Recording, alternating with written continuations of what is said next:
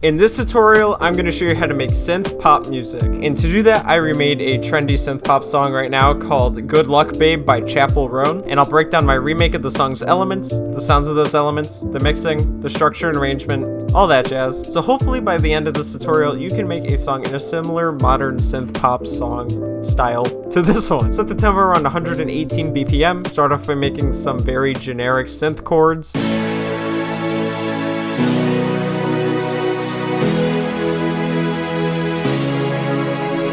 Just a very easily repeatable progression like this. I used 4 presets to accomplish this sound. I used this string preset from Flex, this guitar preset from Flex, this synth preset from MHA's Vital Sound Bank Volume 3, and this synth preset from MHA's Vital Sound Bank Volume 2.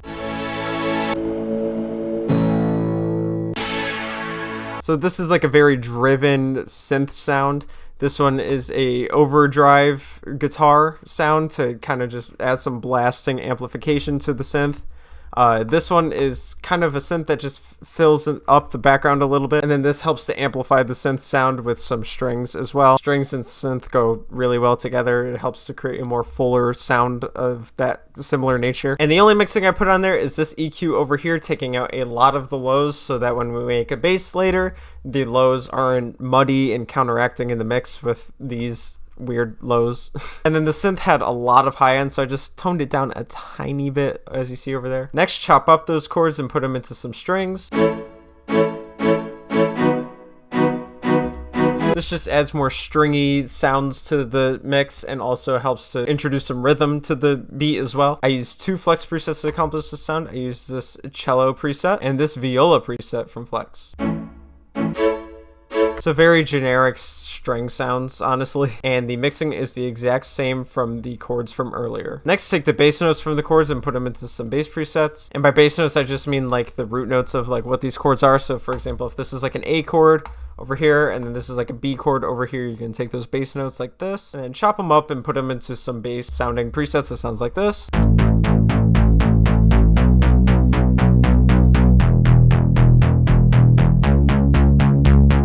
I used 2 bass presets to accomplish this sound. I used this bass guitar preset from Flex, and then this crisp and a bass preset from the synthwave pack of Flex. So this is the main sound of the bass. It's a very synthy analog type bass. And then this bass guitar over here is just to help amplify it and give it some extra flavor and background amplification for this sound over here. And then for the mixing, the only mixing I put on here is a Fruity Blood overdrive to give it a more distorted and amplified nature and help really make it shine in the mix so that you could really hear it rolling through the entire track. Next, take the chords and make them in a strumming guitar. These are the same chords from earlier, just using the strum feature with these settings over here. And I use this guitar preset over here from Flex to accomplish that sound. Same mixing from the chords from earlier for the same exact reasons. And this guitar will just help to add some extra variance and other ear candy sounds to the mix that you wouldn't get without it. Next, make a melody that fits well in between the chords and the bass.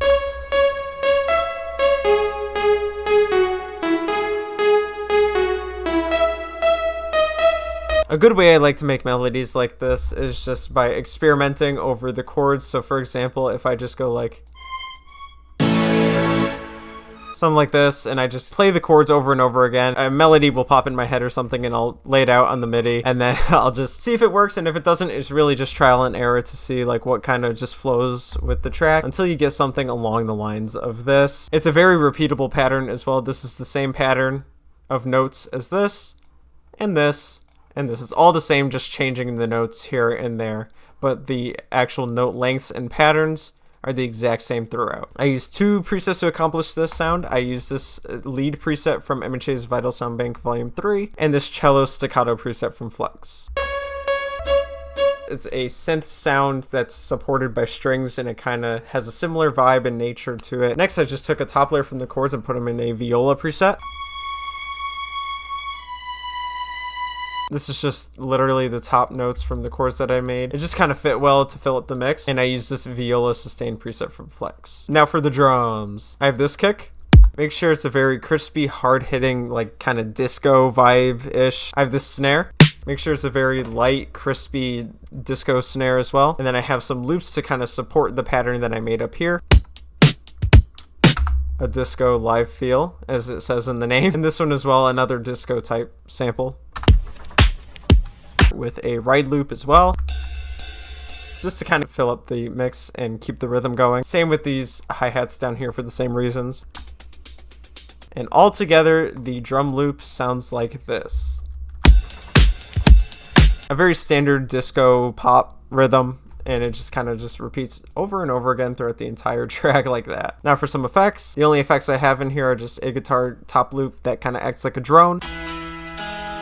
Just a light, airy guitar loop to fill up the mix in the background. Now for the structure and arrangement of this track, I broke this track up into like a verse or pre-chorus, and then the main chorus over here. The way the structure of this track kind of works is you have little bits and pieces of all of our elements, and you just kind of add and add and add until you get to the full thing in the chorus. So for the verse and pre-chorus, I start off with the chop strings, the main melody, the bass, and a little tiny stripped down version of our drums over here. Less and less earlier on in the track, and then you kind of just build and build and build until you get to the chorus over here, which has everything all together. You have the main chords, the chopped strings, the top layer melody, the main melody, the bass, and the guitar strum, which a little detail that I put in here is to have the strumming start a little before everything else, just so that you really get to hear that strumming sound when you start the chorus. For example, see, the strum kind of just introduces everything coming in, and of course the drum loop and effects down here as well. So this is what everything looks like as the final structure and arrangement of the track. Here's the final